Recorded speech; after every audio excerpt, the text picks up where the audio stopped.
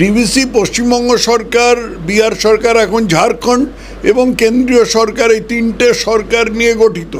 উনি cut off করে দেবেন, তারপরে কি দামোদর নদীটাকেও পশ্চিমবঙ্গ থেকে উড়িয়ে দেবেন? জলাধারের ক্ষমতার, জল ধারণ ক্ষমতার বাইরে চলে যাচ্ছে, তাহলে সেই জল ছেড়ে দিতেই হবে। সেই জল ছেড়ে না যদি যাবে কোথায়? উনি বিভিন্ন জায়গায় অনুদান দিয়ে টাকা খরচ করে ফেলেছেন, মাদ্রাসায় আর মসজিদে টাকা দিয়ে, ইমামদের ভাতা দিয়ে টাকা খরচ করে ফেলেছেন। কি করে উনি মাস্টার প্ল্যান করবেন? কেন্দ্র যদি টাকা না দেয়, তো ওকে দিয়ে ঘাটাল কেন? পৃথিবীর কোনো জায়গার কোনো উন্নতি হবে না। উনি যেটা পারেন সেটা হলো ভোট জোগাড় করতে পারেন। রাজ্যে বন্যা পরিস্থিতির জন্য ডিভিসিকে বারবার দুষছেন মুখ্যমন্ত্রী মমতা বন্দ্যোপাধ্যায়, এবং তারপরে আমরা দেখলাম জল শক্তি নিয়ন্ত্রণ থেকে স্পষ্টভাবে জানান যে তারা জল ছাড়ার আগে রাজ্যকে জানিয়েছেন, কিন্তু তারপরেও মুখ্যমন্ত্রী বলছেন যে ডিভিসির সঙ্গে অল সম্পর্ক আমি তো কাট করবই। মূর্খ হলে কিছু সুবিধে আছে জীবনে। যে কথাটা আমি আজকে সকালবেলা সোশ্যাল মিডিয়ায় লিখেছি, ডিভিসির সাথে উনি কি করে সম্পর্ক কাট করবেন? ডিভিসির অঙ্গ তো হচ্ছে পশ্চিমবঙ্গ সরকার। ডিভিসি পশ্চিমবঙ্গ সরকার, বিহার সরকার, এখন ঝাড়খণ্ড এবং কেন্দ্রীয় সরকার, এই তিনটে সরকার নিয়ে গঠিত। তো উনি কাট অফ করে দেবেন, তারপরে কি দামোদর নদীটাকেও পশ্চিমবঙ্গ থেকে উড়িয়ে দেবেন? কাট অফ করে কী লাভ হবে? ডিভিসির যে এখানে প্রধান অফিস আছে, হেডকোয়ার্টার, সেটা উঠে ধানবাদ বা রাঁচি চলে যাবে, খুব আনন্দ হবে আমাদের মুখ্যমন্ত্রীর। জিজ্ঞেস করে নিও একবার মুখ্যমন্ত্রীকে। দ্বিতীয় কথা হচ্ছে যে মুখ্যমন্ত্রী একটু বুঝবার চেষ্টা করুন। জল যদি আকাশ থেকে মাটিতে পড়ে, তাহলে সেই জল গড়িয়ে সমুদ্রের দিকে চলে যাবে। সেটা যেখানেই পড়ুক না কেন নিজের রাস্তা ধরে যাবে, কেউ আটকাতে পারবে না। দামোদর উপত্যকা যেটা আছে, দামোদর উপত্যকার উজানটা হচ্ছে ঝাড়খণ্ডে আর ভাটিটা হচ্ছে পশ্চিমবঙ্গে। অতএব ঝাড়খণ্ডে যদি বেশি বৃষ্টি হয়, তাহলে সেই জল দামোদর নদী ধরে পশ্চিমবঙ্গের দিকে আসবে। এর পথে কিছু বাঁধ আছে, সেই বাঁধে পেছনে কিছু জলাধার আছে। এই সব জলাধারে যদি ক্ষমতা থাকে, তাহলে তারা খানিকটা জল ধরে রাখবে এবং সেখান থেকে জল পশ্চিমবঙ্গকে বন্যা থেকে বাঁচাতে পারে। কিন্তু যদি এত বেশি বৃষ্টি হয় যে পশ্চিমবঙ্গে বা জলাধারের ক্ষমতার, জল ধারণ ক্ষমতার বাইরে চলে যাচ্ছে, তাহলে সেই জল ছেড়ে দিতেই হবে। সেই জল ছেড়ে না যদি যাবে কোথায়? উনি যদি বাঁধের গেট বন্ধ করে থাকেন, তাহলে জল বাঁধ ছাপিয়ে বাঁধের ধার দিয়ে চলে যাবে, এমনকি বাঁধটাকে উল্টে ফেলে দিতে পারে। এই সব জিনিস ওকে যে বোঝানো হয়নি তা নয়, ওর যে চারপাশে লোক আছে তারা নিশ্চয়ই ওকে বুঝিয়েছেন বা বোঝানো উচিত ছিল। কিন্তু উনি তো সব কিছু বেশি বোঝেন, যে 29টা ভাষা বোঝেন না 77টা ভাষা বোঝেন বলেছেন। তার কাছে এইসব তো জল ভাত, এগুলো কোনো ব্যাপারই নয়। অতএব উনি ঠিক করেছেন যে এই জিনিসটাকে স্বাভাবিক বুদ্ধি দিয়ে না বিচার করে ক্ষুদ্র রাজনীতি দিয়ে বিচার করবেন, এবং উনি ডিভিসির সাথে সম্পর্ক ছিন্ন করবেন। করে দিন ছিন্ন, কার কি বয়ে গেছে? যদিও আপনার ক্ষমতা আছে বলে আমি মনে করি না, আইনত আপনার এরকম ক্ষমতা আছে বলে আমি মনে করি না, কিন্তু করে দিন। এরপরে যখন ঝাড়খণ্ডে বৃষ্টি হবে, তখন আর কারুকে ধরতে পারবেন না, কারণ বৃষ্টির জল পশ্চিমবঙ্গে আসবেই, কারণ পশ্চিমবঙ্গ ভাটিতে।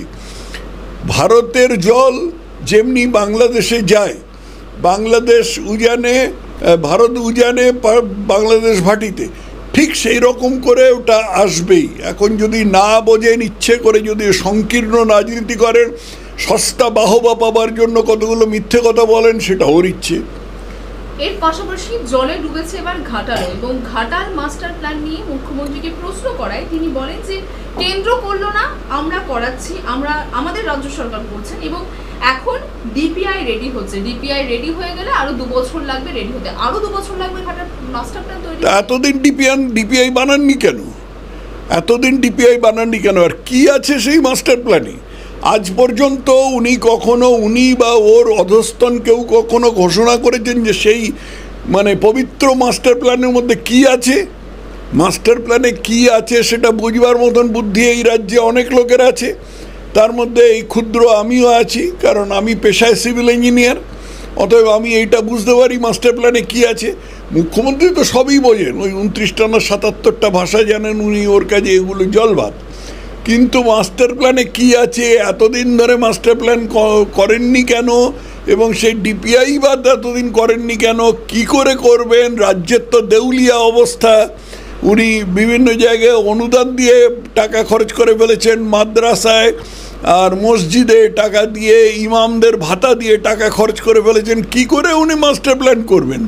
কেন্দ্র যদি টাকা না দেয়, আর কেন্দ্র যদি টাকা না দেয় তাহলে একমাত্র কারণ আমি বুঝতে পারি যে উনি যে টাকা পেয়েছেন তার হিসেব দেননি, কখনোই হিসেব দেন না।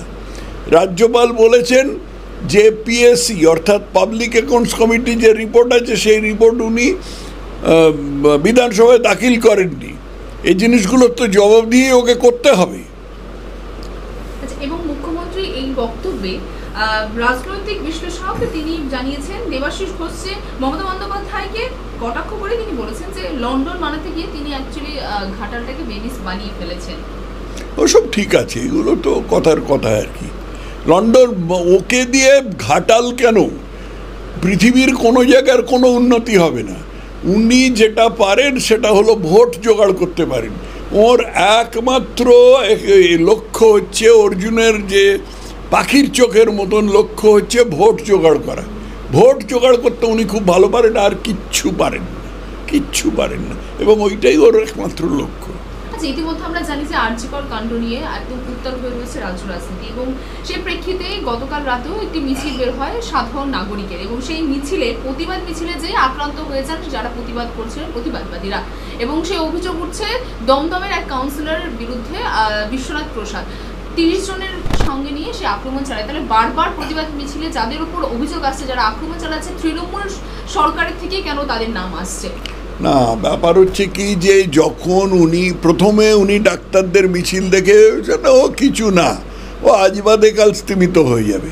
তারপরে যখন দেখলেন 31 দিন হয়ে গেল, ডাক্তারদের কোনোভাবেই উৎসাহে ভাটা পড়ছে না, এবং সাধারণ মানুষ সেই মিছিলে বা সেই বিক্ষোভে যোগ দিচ্ছেন, তখন তাদের কাছে কেঁদে কুকিয়ে বলতে লাগলেন যে আপনি উৎসবে ফেরত আসুন। তারা ফিরল না। এখন এতদিন হয়ে গেল ডাক্তাররা অস্থায়ীভাবে নিজেদের বিক্ষোভ বন্ধ করেছে, কিন্তু বলেছে যে আমরা বিক্ষোভ তুলিনি, আমরা আমাদের আন্দোলন তুলিনি, আন্দোলন চলবে। আপাতত আমরা যে সমস্ত জরুরি রোগী আছে তাদের আমরা দেখছি। তো এই অবস্থায় ওর হাতে কি করবার আছে? ওর হাতে মানে কেওড়া প্রচুর আছে, মানে খুচরো গুন্ডা আর কি, যাদের এমনি কোনো খেয়ে দেয়ে কাজ নেই, যারা চাকরি বাকরি কিছু পায়নি এবং পাওয়ার সম্ভাবনাও নেই তাদের। এই রকম কিছু লোক আছে, তাদেরকে লাগিয়ে দিলেন যা গিয়ে ডাক্তারগুলোকে মার। এই তো হচ্ছে, এই তো করতে যাচ্ছেন উনি। আপনি উৎসবে ফেরার একটা বক্তব্য রাখলেন, তো এই উৎসবের ফেরা নিয়ে সাধারণ মানুষের মধ্যে একটা দ্বন্দ্ব চলছে, উৎসবে ফিরবে কি ফিরবেন না। আপনার কি মনে হয় সাধারণ মানুষের এই সময় দাঁড়িয়ে, কারণ অনেক মানুষের জীবিকাও নির্ভর করছে? সবই বুঝলাম, কিন্তু জীবিকা যেমনি নির্ভর করছে তেমনি সাধারণ মানুষের বিক্ষোভটা তো আছে। অতএব এটা কি উৎসবে তারা ফিরবেন কি না, ফিরলে কতটা ফিরবেন, এই বিষয়ে আমি নিঃসন্দেহ যে সাধারণ মানুষের সমস্ত শুভেচ্ছা সত্ত্বেও, যারা দুর্গাপুজোর ওপর নির্ভর করেন তাদের প্রতি সমস্ত শুভেচ্ছা সত্ত্বেও এবার দুর্গাপূজার উৎসব স্তিমিত হবে। আচ্ছা, এই আরজিকর কাণ্ড নিয়ে নাগরিক সমাজের রিলে মশাল যে মিছিল হয়েছিল, সেই মিছিলে শুক্রবারে একাধিক ব্যানারে দেখা যায় অভয়াকাণ্ডে গ্রেফতার হয় এবং পরে জামিন পাওয়া সিপিএম যুবনেতা কলাতন দাশগুপ্তের ছবি। বারবার আমরা অভিযোগ উঠছে যে আমরা দেখেছি যে নাগরিক সমাজের যে মিছিল, সেই মিছিল সিপিএম বা বামফ্রন্ট দ্বারা প্রভাবিত হচ্ছে। কোথাও কালকের মিছিলে যে ব্যানারে কলাতন দাশগুপ্তের ছবি দেওয়া আছে, সেটা কি কোথাও যে শিলমোহর পড়লো যে বামফ্রন্ট দ্বারা প্রভাবিত হচ্ছে? এসব করে কোনো লাভ হবে না। সিপিএম ডুবে গেছে। যে সিপিএমকে আজ থেকে 15 বছর আগে অপরাজেয় বলে ধরা হতো যে পশ্চিমবঙ্গে সিপিএমকে কেউ হটাতে পারবে না, সেই সিপিএম আজকে 0 আসন পায়।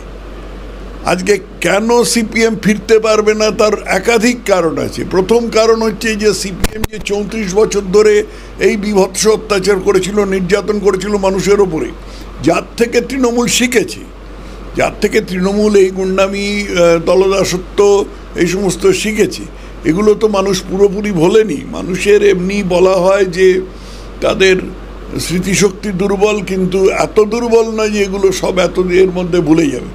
দ্বিতীয় কথা হচ্ছে সিপিএমের নেতা কে? মোহাম্মদ সেলিম না, মনে এই মেয়েটির নাম কি ভুলে যাচ্ছি আমি,